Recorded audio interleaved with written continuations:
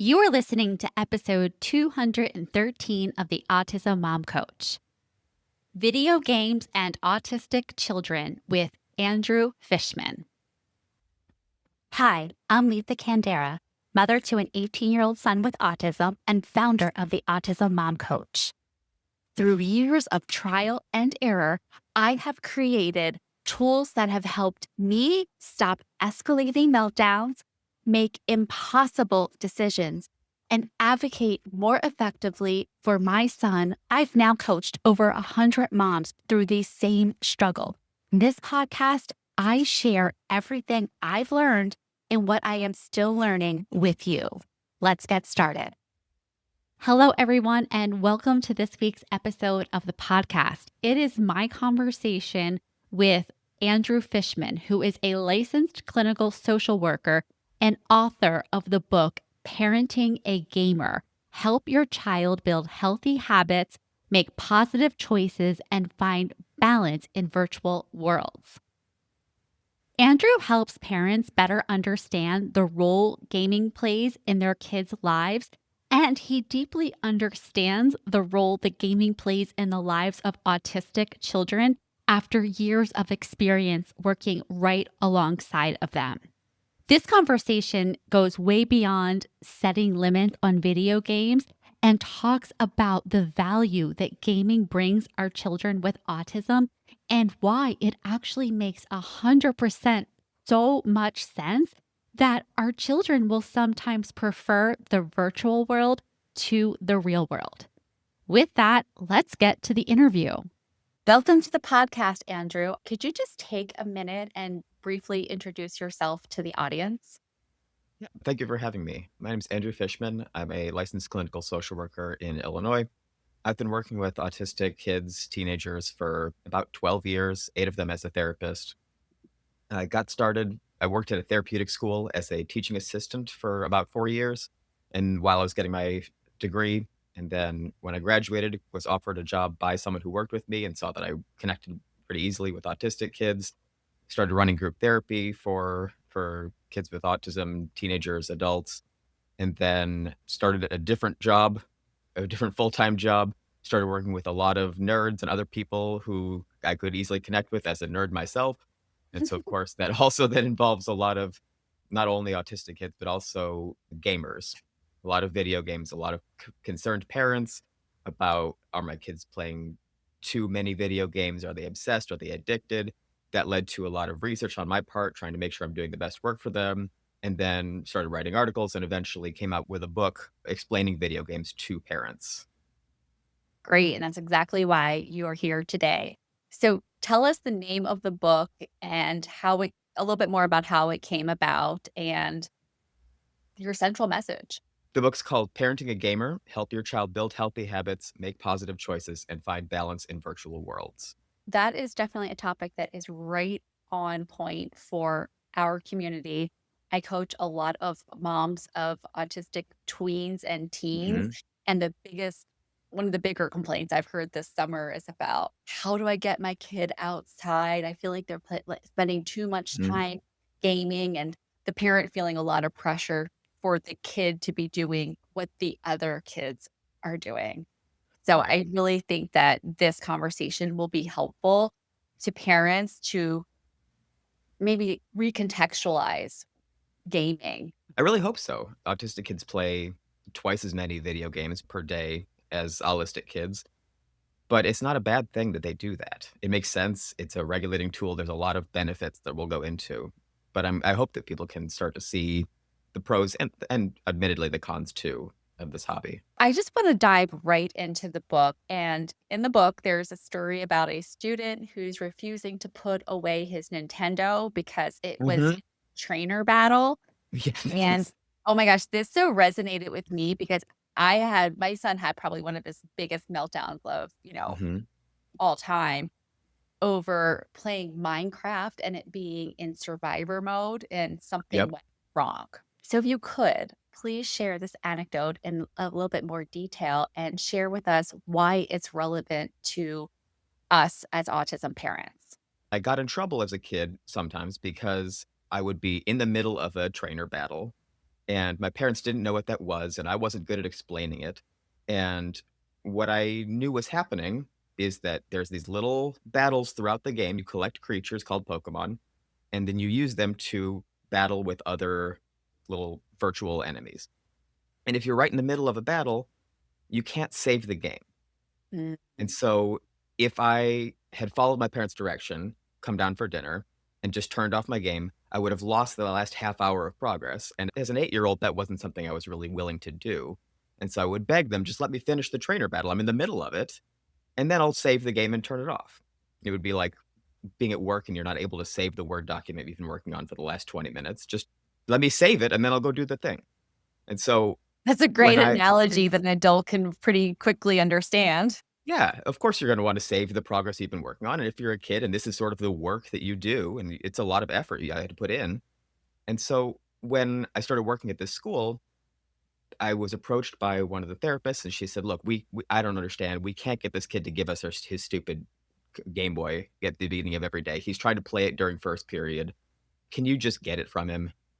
And so I went over to him, and I said, What's going on?" He said, "I'm in the middle of a trainer battle." And I said, oh, I know this fight." And so I told him, "Look, I know the game. I see how you're doing this. I'll finish the battle for you. I'll save it. You go to class." And so then I just, in the hallway, finished the thing, saved it, turned it off, ended the fight. And so then they put me in charge of getting this kid's DS every morning because he trusted that I could do the thing that he needed to do and was able to just put it down without a fight. And so this is really relevant to parents because I think the more that you know about the games that your kids are playing and the specific reasons that they're having the problems, the better equipped you are to make decisions as a parent.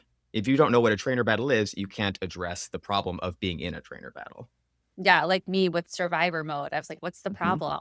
Right. Yeah, for sure. Mhm. One of the things that you write about is that a lot of the research on gaming felt disconnected because it was written by people who had either not never played games or had Mhm. already decided that gaming was a problem. When I was starting in my practice and was being given all these kids and these parents, and they're begging me for answers, are video games addictive? Are they a problem? How much screen time is too much? How much is and they don't teach you a lot of this in school. A lot of this is new information, and I wanted to find it for myself. So I started doing a lot of the academic research. And a lot of it falls on 2 ends of a pretty significant spectrum. Some of them are just, screen time is the devil, and you should never let your kids have any, and if you do, you're a bad parent. And Yep. then some of them are saying it can't be harmful. In fact, it's a good thing that your kids are on screens. It's social, it's helpful, it gives you all these benefits.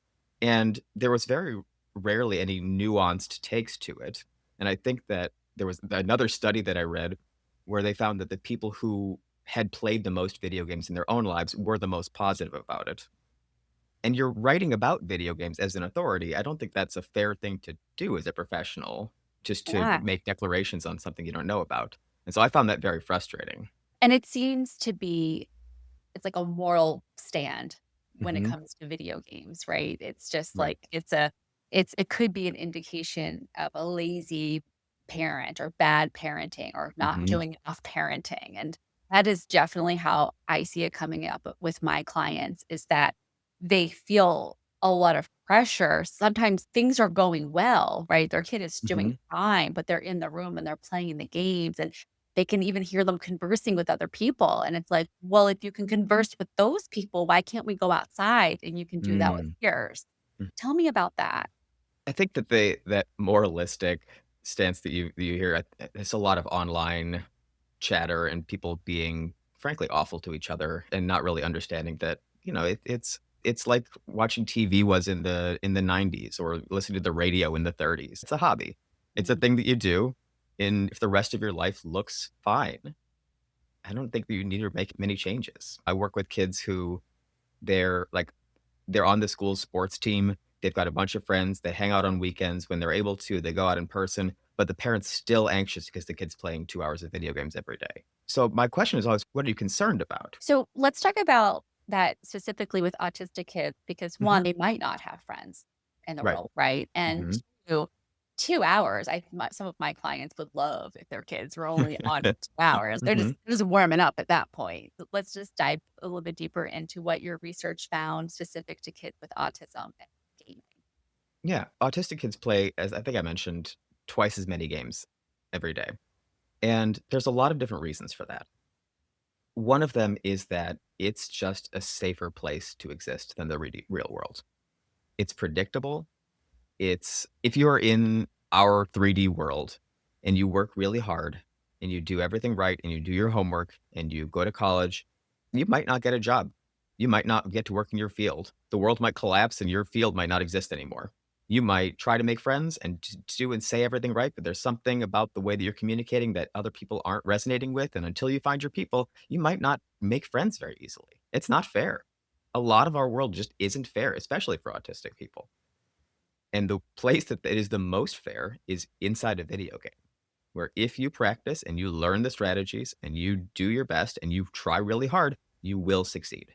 It's the Oh, only place in life it's the only place in life where success is guaranteed if that you is try really such hard. a fascinating take on this because I know with my son, all of the therapy that we've done over the years, and Mhm, he mechanically knows the rules to starting a conversation.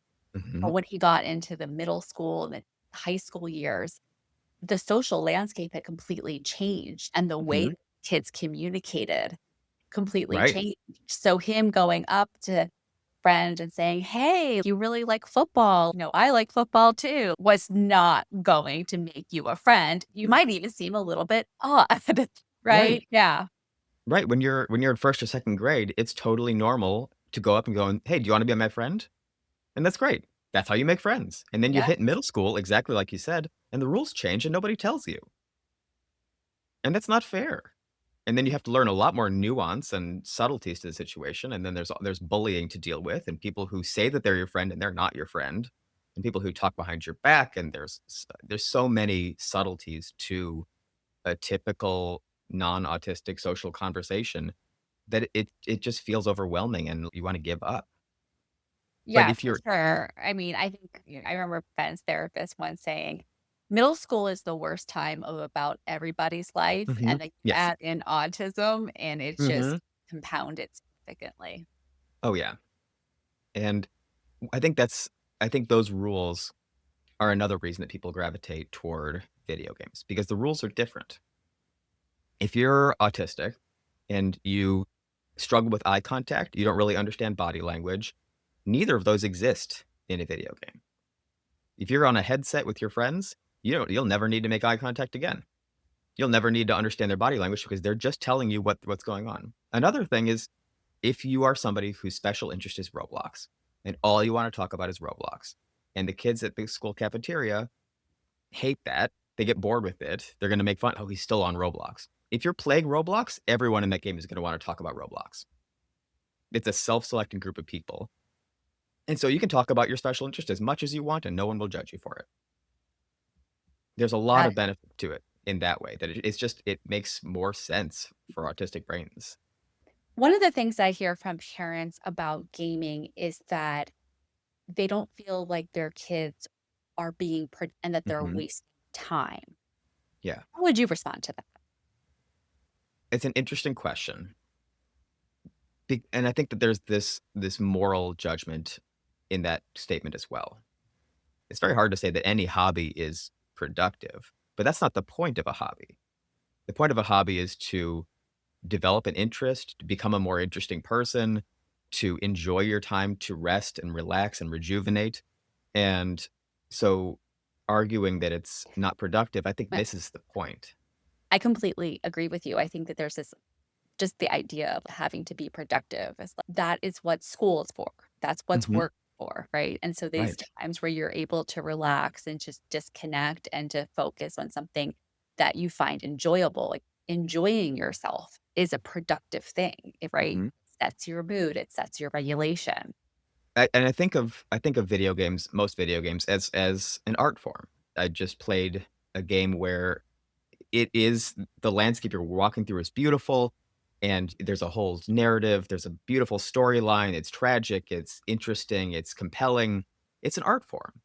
And so, as someone who's played a lot of these games, I don't quite understand how that is different than from reading a novel set in that same universe, where it is I am experiencing a world, I am having the same kind of emotional reaction to a pastime that I would if I were sitting and reading a book. And I think that there's something in our collective consciousness that just says, well, video games are bad, and so they can't be artistic and they can't be wonderful. And I think that a lot of people who are in those worlds just disagree. And I think that there's a real disconnect there in our understanding of what people get out of the games. Yeah, for sure. I remember sitting with my son a few times. He was playing Zelda Breath of the Wild. Hmm. And I think I've heard certain parts of the game so many times. And it's, Yeah. yeah, it's an in depth storyline. And then I was not familiar from growing up. I think I just did like the Nintendo Super Mario Hmm. Kart type of things, or not even Yeah. super, not even Kart, just Mario. But these open world types of games Hmm. where they are, what is the word? Sandbox. Sandbox games. Yes, he was telling me about Hmm. a sandbox game. I'm like, "What on earth?" And I Mhm. went real literal. I'm like, "Sandbox? What sandbox?" And then he started to explain it to me, and I was like, "Oh, that's so interesting." Because all the games that I was, it's like you did this and did this until you did then you could do that, right? Like Right. boss type Hmm. of games. And so as he started to get more into those games, and I would be looking at them with him, like, the visuals were amazing, and Hmm.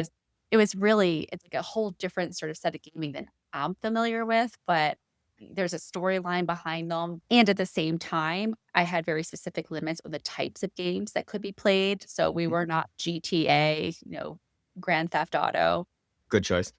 and, Call of Duty and those things, and so like, within those limits of, like, having those boundaries Hmm.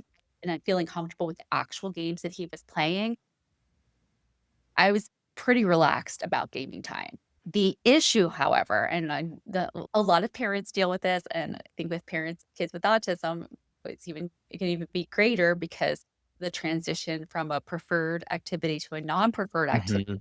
where you see a lot of meltdowns, a Yeah. lot of getting stuck Hmm. in gaming time is over for Yep. whatever reason. Hmm. So, is that something that you can speak to based on your research or your own experience? And if you have any Sure. tips for parents about how to make that transition smoother? Yeah. I think what you're speaking to is absolutely real. That's one of the biggest issues is how do you transition from a preferred activity to a non-preferred activity? And for a lot of kids, it is video games. And this is an issue that's been around for as long as autism has. So it's kind of the age-old question of how do I get my kid to then go to school if they're doing something they like? And the answer is that it's really freaking hard. And so some of it is just accepting and knowing within yourself that you can do everything right and it will still be hard. And that can be okay. That can be part of the journey and trying to find ways to sort of embrace that this is just a part of our lives and it will be. And the kid will get better and better at it with practice. I think that there are some strategies that you can use to mitigate that. One of them that I always advocate for is giving warnings and heads up and talking to the kids about how to stop themselves. So, an example that I like to give is if you're a parent and you want video games to turn off at 9 o'clock, bedtime is 9:45 and they need to shower and brush their teeth and get ready for bed. So, you need the games to turn off at 9. What most parents will do is at 9 o'clock or at 8:55 say, "All right, you got 5 minutes left," and then at 9 o'clock, they say, "Games have to turn off." And for their kid, it doesn't feel like they were given enough warning. It doesn't feel, "Well, I'm right in the middle of something. I need to Mhm. finish this." And Yeah. if you're playing with friends, and if you go to bed when your mom tells you to, your friends are gonna be left holding the bag, and they're gonna be in the middle of a game, and they're gonna lose, and you're developmentally predisposed to prioritize your friends, and you don't care what your mom says as much as your friends say because they're more important to you during adolescence. They're supposed to be. The parent's going to lose that fight. And so, what you might do instead is one thing I advocate for in the book very heavily is to play the games with your kids. We can come back to that, but one of the reasons for that is that you can learn the rules of the game. And so, for example, if you're playing Fortnite, every round that the kid plays takes about 20 or 30 minutes. And so if you can make the rule instead, games turn off at 9 o'clock, you can say, don't start a new game after 8:30. And so that way, at 9 o'clock, they won't be in the middle of something. They will have finished. It's still moving from a preferred activity to a non-preferred activity, and it will still be a challenge. But it's gonna be less of one than if they're in the middle of something their friends are about to lose and they're not conflicted in that way. It also starts to help them build that skill within themselves of planning ahead, so that when they're in college and they think, "I have a test tomorrow, I need to go to sleep," instead of trying to get themselves to stop at a certain time to know, "All right, well, this has to be my last game." So I think just knowing why your kid is having trouble and finding ways around it is really helpful.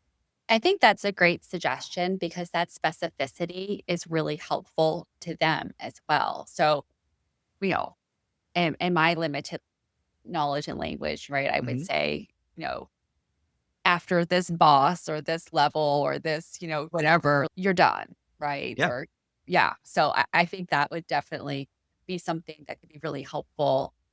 I noticed with my son that it was really hard at first, but then, after sort of the repetition of it, he would turn the game off before I would even come in because Mhm. he didn't want to deal with that piece of it, right? He just didn't like that. They also don't wanna fight. Yeah, so he's just, "Okay, I'm done." He would be able to do that, but, one of the biggest challenges I did have with him, again, going back to that Minecraft story, and I Mhm. didn't understand it, but even regardless if I understood it, I understood that he burnt down his house and he lost his Mhm. pigs, and he was not going to be able to get those back, Mhm. and he was just inconsolable and it really surprised me, like, how upset he was by it. Mhm. And I'm wondering if you can speak to that at all. So there's 2 things that come to my mind for your context and for the listener's context. In Minecraft is a sandbox game, which means you can kinda do whatever you want. There Mhm. is a goal, but that's not the point of the game, if that makes sense. You can beat Minecraft, but most of what you do is explore, find things, build things, and it sounds like what he had built was a little farm for himself with Mhm. pigs Mm. and a house, and then accidentally set fire to it and lost everything that he had built and worked for. Yeah. And so either it was I suspect one of 2 things was happening for him. One is that he had lost all of this progress, and you can't it'll take a long time to build it all back, and that's just an incredibly frustrating process. Going back to the example from earlier, if you were at work and your file corrupted and you lost a month of work, I would also have a hard couple of days. Oh, That's yeah. miserable. Oh, yeah. I mean, I've had that with documents, right, that Mhm, have, been, 20 pages consisting of research and mhm. refining and crafting and really hard to get back. Yeah, and he might have spent as many hours building that house as you had on that document. Oh, that's so This the interesting. Yeah, right, but things that I did not get into Minecraft. That was one Mhm. of the ones I had a real difficult time with, and Yeah. so I for sure didn't understand the game, and I did not Mhm, appreciate it. So when he comes running in saying, "I lost my pigs," I mean, I mhm. lost my shit laughing. I was Right. laughing. Mhm. I'm like, because it was just sounding so funny, and my Yeah. house burned down, and yeah, Mhm. he did not take well to that for sure. Right, and then the pigs specifically. So in the game, there you can just breed pigs and then slaughter them for meat that you can use as a tool, but it sounds like he may have just wanted to have pet pigs, and he may be the kind of kid who this is especially common in autism, where he just forms really strong emotional connections even with fictional things, and so Yeah. those pigs he can get other pigs, but those might have been his. He might have named them. He Mhm. might have cared about Yeah. he might have had a sort of emotional relationship with those pigs for months if he's playing this game. They might have been there since the first day he played this game, and now they're dead. And that's a real loss. That's real grief. Yeah, so Andrew, what I'm hearing from you, what's coming across most to me is really almost as a parent building our respect for the games that our kids are into Mhm. and the purpose that they serve. Yes. And I so how to do that as a parent, how to start gaming's his thing. I don't really particularly like to do it. How Mhm. do you counsel parents around that? And what I often say is, if my kid were spending 6 hours a day doing anything, And any activity. I would want to know about that thing. I would want to learn about it. I'd wanna watch documentaries and YouTube videos and just learn everything I can about this thing because it matters to them. And Mhm. because it matters to them, it should matter to me. And I'm gonna do everything I can to try to build that within myself that, "All right, I don't get it. I don't really care about it, but I can respect that you care about this thing, so I'm going to try." And I think one way to do that, as I mentioned often in the book, is that if you can, and you have the fortitude to do it, I think go to your kid and say, "Look, you've been talking about Minecraft for years. I'm really curious. Can you show me how it works?" And Mhm. then sit down and either futz around and try to play the game yourself, and they'll laugh because you're terrible at it, because that's fine and that's funny, or have them show you. Have them show you around and keep an open mind to why, what they get out of this game. Is this a Yeah. game that you can appreciate the beauty of it and you can see that, "Oh, this is actually very creative. I didn't realize that the house that you had built in this game is so ornate, and you've built a library inside this little house. What made you do that? That's so Mhm. clever." Maybe this kid is interested in architecture. Maybe they'd be interested in a book on the subject. Maybe this is an interest you can explore. But I think your job as a parent is to join them in whatever they care about and try your best to understand it. Yeah, no, that makes sense. So let's just shift and talk a bit about the other side of the coin in Mhm, terms of when is my kid addicted? Is this too much? Is this mm, having a negative impact? What are the signs? And mhm, most importantly, what do we do? yeah.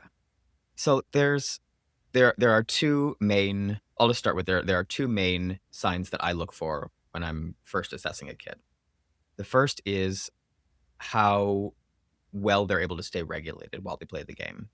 If this is a kid who can play for a couple hours, play their favorite game, they're having a good time, and then they turn it off and their mood isn't really affected by it. This is just a hobby, they're probably fine. If this is a kid who, after half an hour, becomes so energized and just so engaged in this activity that it takes another 3 hours to calm down, then that's sort of category 1 of what I look for at first is, are the games this kid is playing appropriate for them? Can they handle that level of video game? The other category that I look for is kids who want to want to stop. They know they have homework. They know they need to go to sleep, and they're trying, and they can't pull themselves away from the screens. It's different than you saying, "Get off," and they say, "No, I don't want to." This is internal motivation that is failing because video games are too powerful for this kid. And Mhm. both of them are really rare, but that's what I look for. And in the first category, maybe the kind of video games are too exciting. Maybe the kind of games are too frustrating or just emotionally resonant for this kid. And in the second, that's where more therapeutic interventions I think are warranted because that's a sign of actual video game addiction if you can't turn the games off when you want to. Okay. For the first part about the kids who get really ramped up over video games, is there a specific type of game that tends to happen with more or less? The reason I ask is I remember when my son was playing the more linear types of games where there were levels and bosses to beat, he Mhm. would get way more frustrated than he would when he was cruising around Hyrule in the Breath of the Wild playing. Mhm. That was just a much quieter, much more pleasant experience for me. Yeah. Yes. I think you've hit on something there because there are those linear games, you go and you go and you go, and then you hit a wall because a part of the game becomes too hard and there's nothing else you can do. A Kirby game's a good example where it's very linear. You have to beat level 1 before you can beat level 2, and then you have to beat that before you can reach level 3. And if you can't beat something and you've lost over and over and over again, you can understand why that would be a frustrating experience just to beat your Yeah. head against the wall and why can't I do this thing and I'm dying over and over again and I just want to throw my controller. Uh, That happened. That's yeah. exactly what it Yeah. There are some games that are in that sort of linear style that are designed to be ridiculously punishing. There's a game I'm thinking of called The End Is Nigh where I think my character died 6,000 times before I finally beat the game. It's just designed to be so difficult that you're going to lose over and over again. And there's a whole genre of games that are like Geometry Dash is like that, where you will die thousands of times trying to beat a level. The open world sandbox Legend of Zelda Breath of the Wild kinds of games, Minecraft kinds of games. If you're going around and doing whatever you want and you hit a part that's too difficult for you, there's no reason not to go somewhere else and try something else for a while. If Yeah, it's too frustrating, all right, whatever. I'm gonna go over there and gather some vegetables for a while. that makes a lot of sense. Andrew, before we wrap up, I want to turn the floor over to you so that you can share any message that you haven't already that you think would be important for parents of kiddos with autism to hear. One thing that I would recommend to parents as you're playing these games is to watch out for things that might spark other interest in your kids too. One of the ways to reduce screen time, if that's really a concern of yours, is to add other interests. And one way to figure out what those interests might be is to figure out what about the games is hooking your kids so significant. Do they like the art style and the characters' designs and costumes? Maybe an art class would be a good way to start that. Maybe they want to just draw pictures of their favorite characters. Do they like the music? Maybe they want to try writing their own music or taking a piano lesson or, any number of ways to get music into their lives. Maybe they want to learn how to make their own video games. There's a game called Game Builder Garage for the Nintendo Switch, where the game is essentially make your own games. Here are all the tools you need to create a video game. And here's how you create a character and how you program how high it's going to jump and what buttons do you want to make do what and how do you want the levels to look. And so it's a great tool to help kids start to learn that skill, to build that interest. And then if they've having a lot of fun with that, there are whole schools have coding classes now. Maybe that's a way to build that in. And I find that the more interest a kid has outside of gaming, the less screen time they end up having. I love that approach because I'm always encouraging parents to embrace their kiddo's special interest. I always did this with Ben. You find a way to leverage that. And so I remember when he was younger, it was volcanoes. And so Mhm, I had books about volcanoes, and then we did experiments about volcanoes, and then we watched movies with mhm. volcanoes. And another example with my son is he was playing the game Skyrim. Good one. And I was watching it a little bit with him or watching him play it, and I was like, "This kinda reminds me of Lord of the Rings." Mhm. And so then we Yeah. started watching Lord of the Rings, and then he started to get interested in the books, right? Yeah. And then you were going to the library, and he's looking at the different books, and then he was like, "Oh, well, there's this whole before story with The Hobbit," right? There's a lot of material that you can glean from those things, so I think it's whenever you can to do that, and I have to be honest, I never really thought of leveraging video games, those things with my son, but now that I think about it, that Kirby game, the reason he was interested in it in the first place is because the 6th or 7th level had volcanoes in it. So, Good. yeah, Dangerous Dinner, I will never forget it. That became our entire life was getting to that point. He wanted to be with the volcano. Yeah. No, that's a great example. I love that idea of just leveraging special interests. Yeah. Andrew, I want to thank you so much for this conversation and more importantly, for the book that you've written about this. I read this book, I found it fascinating, and I think that it is a really useful tool for all parents. But I think it's especially useful for our community with children who do tend to game more than others. And so for parents to have a better understanding and respect for that, but also have the tools to address the limitations and to see the signs of addiction and to be able to take next steps is so important. So, again, if you could share with us the name of your book and tell people where they can find it. Sure. The book is called Parenting a Gamer: Help Your Child Build Healthy Habits, Make Positive Choices, and Find Balance in Virtual Worlds. You're so welcome. I was really thrilled to get this book and to read it. And I'm sharing it with the parents in my group because this is such a common issue that I Mhm. coach parents on. And there's a lot of fear and a lot of frustration. And I think that your perspective is really important as somebody who is a gamer yourself, who's worked with kids with autism to be able to provide that other perspective. The normal messaging about video games, it's so easy to take they're bad and hate them, Mhm. but I really do appreciate that you took the time to redo the research and to create this resource. I really appreciate that. Thank you. You're so welcome. All right, everyone. That is it for this week's episode of the podcast. I hope you enjoyed our conversation. If you want to dive deeper into this topic, go and get Andrew's book as soon as possible. I promise you will find nuggets in there that you can apply right away. I will talk to you next week.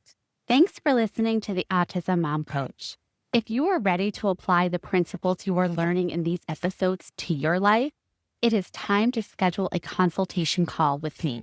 Podcasts are great, but the ahas are fleeting. Real change comes from application and implementation, and this is exactly what we do in my one-on-one coaching program. To schedule your consultation, go to my website, theautismmomcoach.com, work with me, and take the first step to taking better care of yourself so that you can show up as the parent you want to be for your child with